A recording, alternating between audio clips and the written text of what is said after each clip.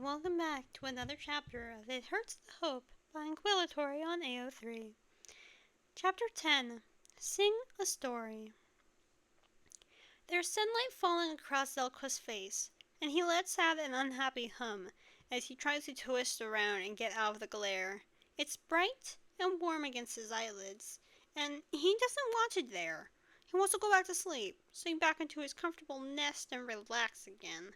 He screws his eyes shut and tries to block out the sun. Wait, the sun? There's no sun in his room. It's underground, for Void's sake. Did he fall asleep above ground again, sprawled in the grass with whoever's visiting today? He reaches out with his hands, trying to feel the grass under his fingers. Instead, his hands brush soft blankets. Jerking up with a gasp, Zelqua's wings spring out as he tries to catch his balance, pillows tumbling onto the floor as he casts around with panicked eyes. Vision still blurry from sleep. He finally remembers where he is, and falls backwards onto the bundle of covers and fabric with a sigh, staring up at the canopy above the bed. He's not underground anymore. He's at Mumbo's house, in a room that seems too vast and too much for one person. Sitting up again, Zelqa shoves the blankets off his legs and clambers out of the bed. No, not his bed, his nest. He stumbles slightly as his feet hit the floor, the blood rushing to his head as his wings spread to catch him. The room looks exactly like he left it before he fell asleep. The only change is a silver tray sitting on the desk, piled high with delicious-looking breakfast that makes Zelqua's mouth water. He crosses over to the tray and looks over the array of delicacies, from fruit salad to French toast to a whole pile of bacon, and picks up the paper lying next to the tray. It's a note scrawled in Mumbo's familiar, loopy handwriting, and Zelqa feels happy that he recognizes it. "Good morning, Zell. Didn't want to wake you up, so I made you some breakfast. You're welcome to stay in your room, but if you need me, I shall be somewhere around. I still have to give you the tour after all." Mumbo. Zelqa sets the note aside with delicate care, then sits down at the desk and pulls the tray towards him. It's somehow still warm, he notes, even though it's probably been sitting here for a while. Maybe it's a redstone tray designed to keep food hot. Whatever the secrets of Mumbo's cooking, Zelqa eats it all and licks the plates clean. Though he no longer inhales food at the pace that he used to, now that he's in no danger of starving, his body has been slowly but surely settling back into a happier medium, and there's no need to consume as much food. After he's done, he tidies the tray as best as he can and wonders if he's supposed to wash it or bring it somewhere. He'd assume so, but he still doesn't know where anything is. Mumbo would tell him where the kitchen was if he expected him to wash dishes, right? His musing screeched to a halt where his eyes catch on a door he hadn't noticed before, and he immediately springs from his chair, meal forgotten in the light of the new mysterious discovery. He scampers across the room and lightly pushes it open, sticking his head through the crack. It's a bathroom, and a huge one at that. It's pristine and practically shines, and Zelqa feels like he shouldn't be walking across the pristine pale blue tiles in his scuffed shoes. He edges into the bathroom, curiously peering at everything in it, before his eyes catch on the mirror over the sink, and he falters as he sees himself for the first time in a very, very long time. The being that stares back at him is not one he recognizes. The being in the mirror has honey brown hair that falls almost to his shoulders in soft waves, and a healthy tint to his skin. His wings are in need of preening, but overall they're sleek and cared for, rising over his shoulders in imposing arcs.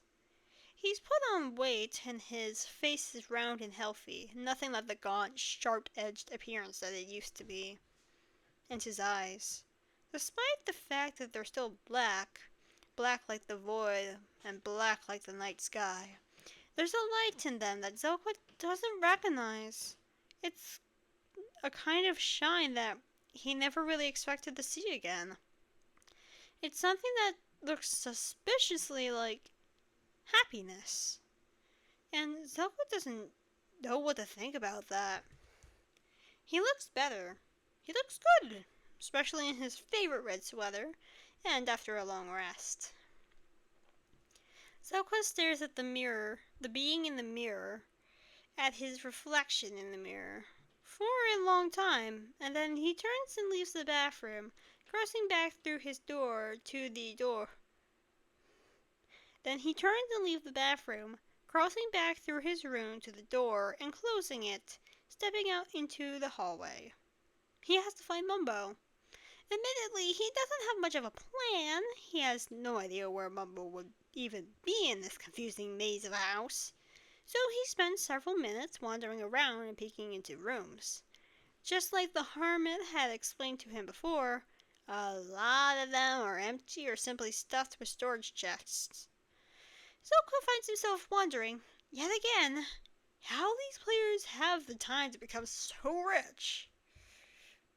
He doesn't let himself dwell on it, and continues wandering.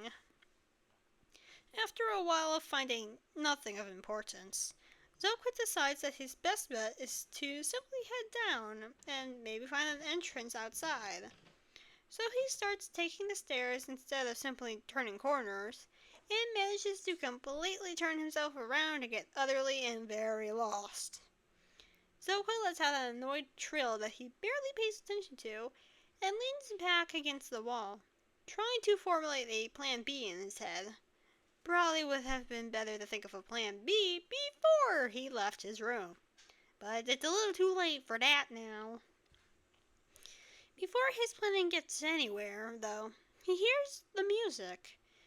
It's such a unfamiliar noise that for a moment, all he can do is stand and listen in silence. He knows what music is, of course, but he doesn't remember if he's heard it like this.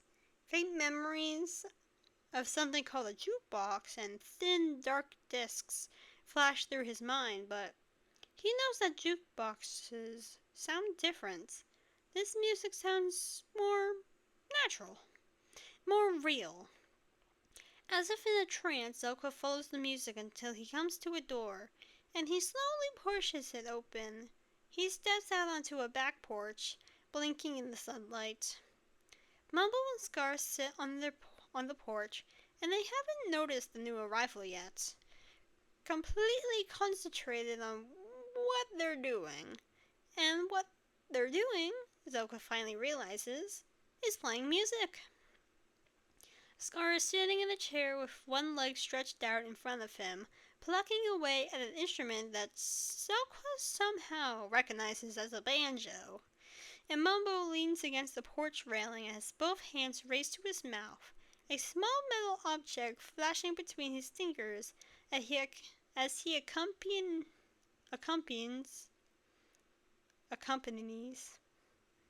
Scar's banjo with a harmonica.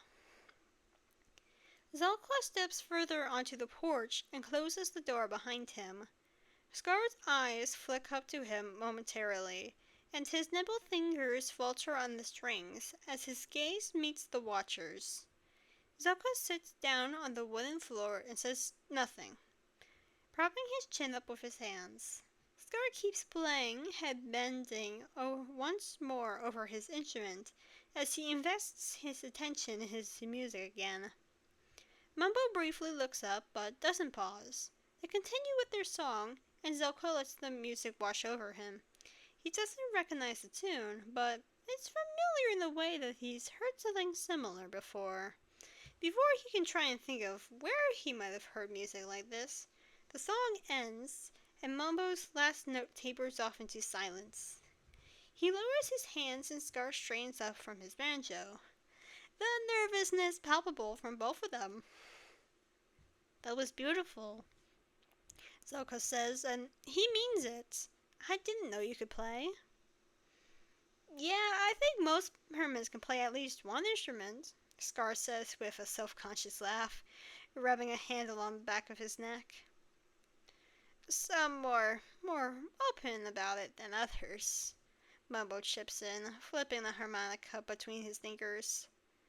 Mm-hmm. Etho plays a mean fiddle. Tango's not bad on the saxophone. I could have sworn I heard a trombone and B-dub's bass once. I think it sounds wonderful. Zelka interrupts, and they both beam at him from the praise. Can I hear some more? Mambo and Scar are happy to launch into another song, and Zelka feels the twangy strings and breathy keen of the instruments vibrate right into his heart. He loves it. He wants to hear it forever if he can. He starts absent-mindedly tapping out a rhythm on his knees, and when neither Mumbo nor Scar comment on it, he lets his hands become slightly louder, keeping a steady beat to the underlying instruments. It's a somewhat familiar feeling that he let himself fall into, letting the music wash over him and sing in his ears. They don't really talk about it when they finish. Scar packs his banjo in its case and slings it onto his back, promising to bring Jelly later before taking off to wherever it is he has to go. Mumbo offers Zelka a hand, and he accepts it as he is pulled onto his feet. I suppose there's no time like the present for a tour, Mumbo says cheerfully, and leads Zelka back inside. They spend the next hour wandering around the giant base so Zelka can become somewhat familiar with the layout. Mumbo shows him the kitchen, living room, and most of the strange redstone contraptions in the basement. These, he warns Zelka to not touch, and Zelka is happy to comply. He's never been good with redstone, though he has no idea how he'd know that.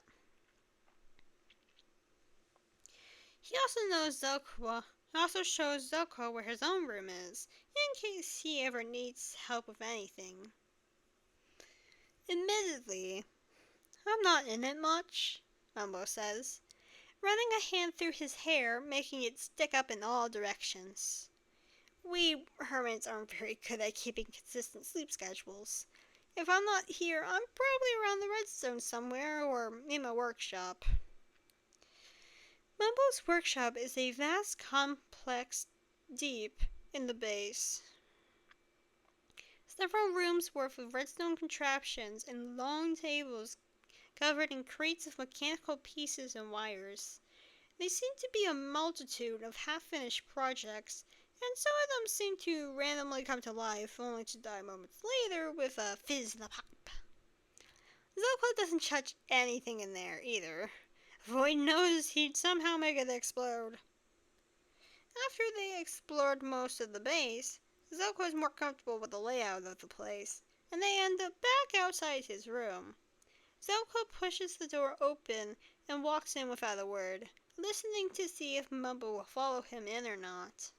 He does. Zelka tries not to smile. So, Mumbo trails off uncertainly, and Zelka turns around the scene fidgeting with his fingers, glancing from the bed to the watcher uncertainly. The bed?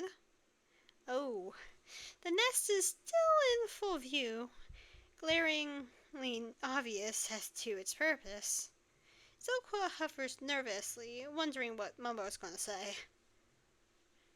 Do watchers have nesting instincts?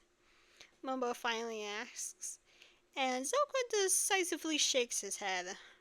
No, not that I know of, he replies, crossing over to the bed and perching on the very edge of it. Mumbo pulls the chair out from the desk and sits down, foot tapping on the floor.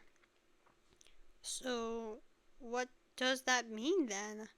Mumbo tries again. And Zelka shrugs, pressing his lips together. He has an idea of how to find out, but it's one that he strongly dislikes, and he's been trying to tell himself there must be another way, but he has to know. So before he can check it out, he straightens up and blurts out his plan to Mumbo. I'd like to set up a meeting with Doc. Mumbo Jumbo. Hey, Doc, I have a favor to ask. Doc M77. Of course, what is it? Mumbo Jumbo. Zell wants to talk to you. Doc M77. Really? I was under the impression he was very wary of me. Mumbo Jumbo. I think he was, but there's something he needs answers for. He needs your help. Doc M77. Give me 20 minutes. I'll see you soon. Mumbo Jumbo.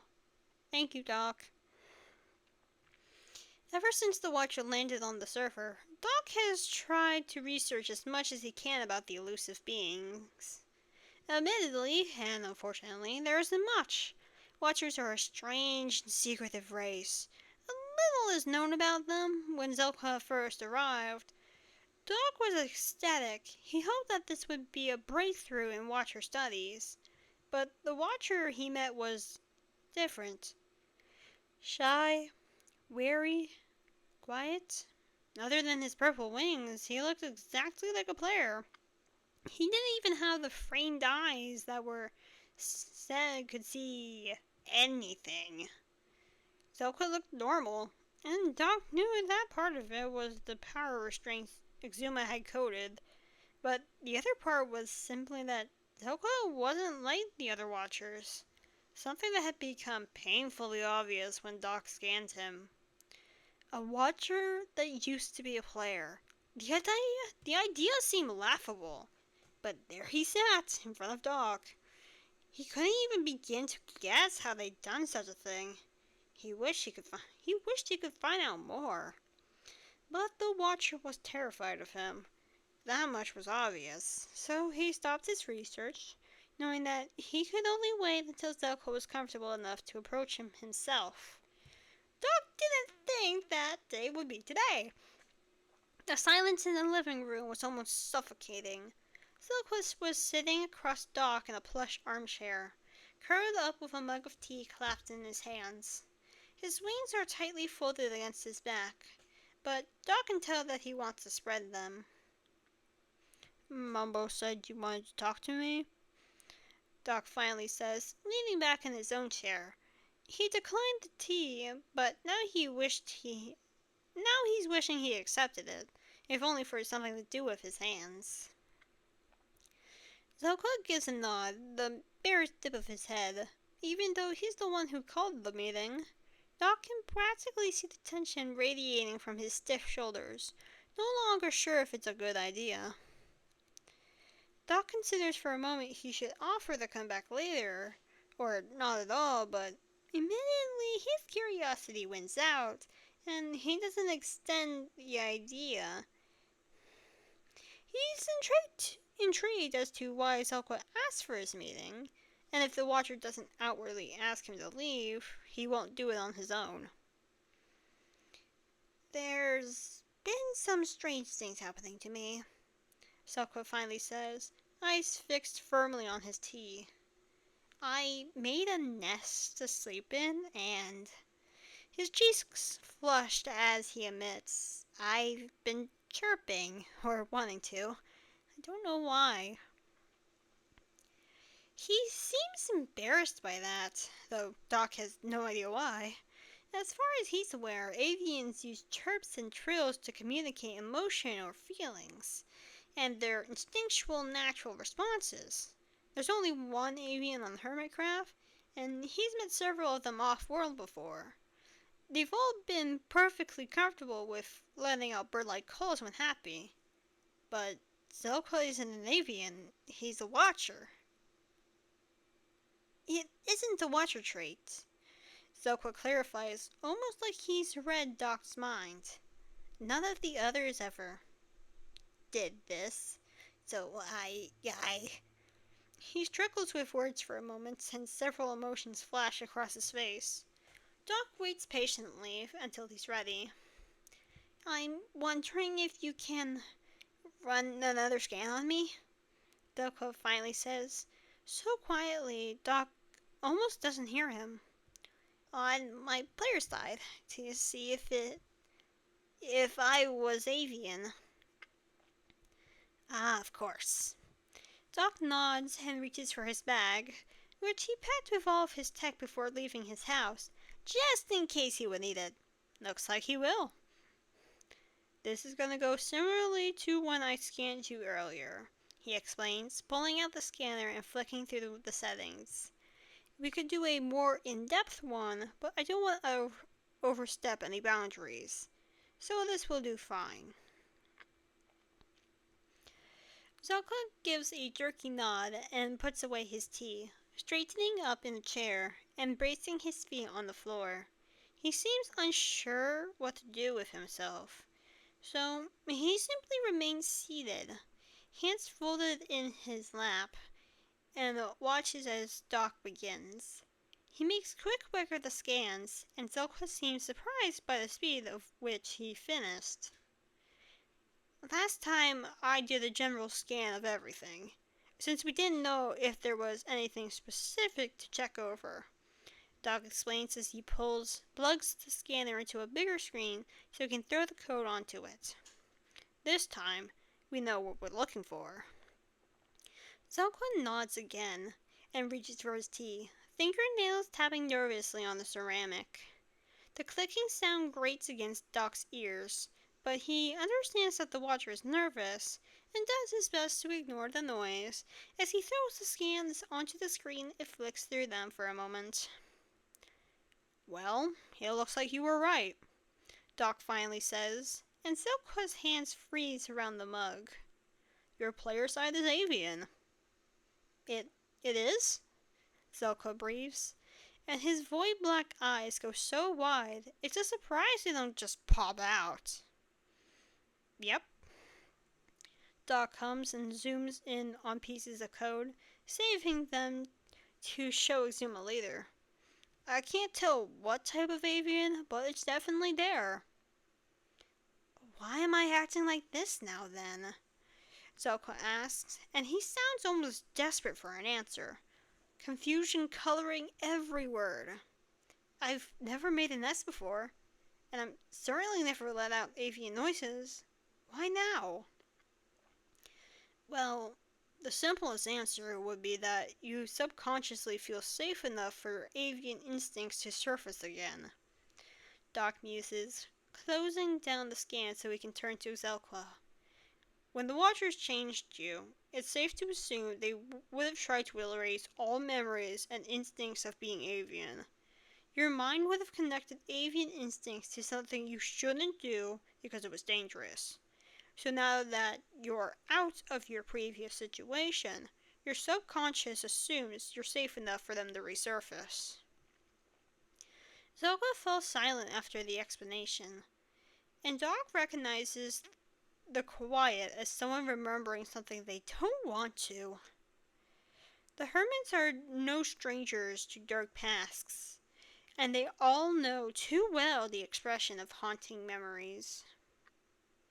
So, there's nothing wrong with me, Zelka hesitantly summarizes, and Doc is swift to confirm something in him, stabbing painfully at the unsure words. Nothing at all, he says, packing away the scanners into his bag. If anything, this is a good thing, because it means you've returned to a somewhat normal state. It's impossible to erase someone's species from them, but it can be temporarily covered up. The Watchers did a good job, but the player's spirit is hard to break. Doc stands up and Zelka rises to his feet as well. The height difference, even when standing, is honestly comical. The top of Zelka's head doesn't even reach Doc's shoulders. No wonder he's skittish of the creeper.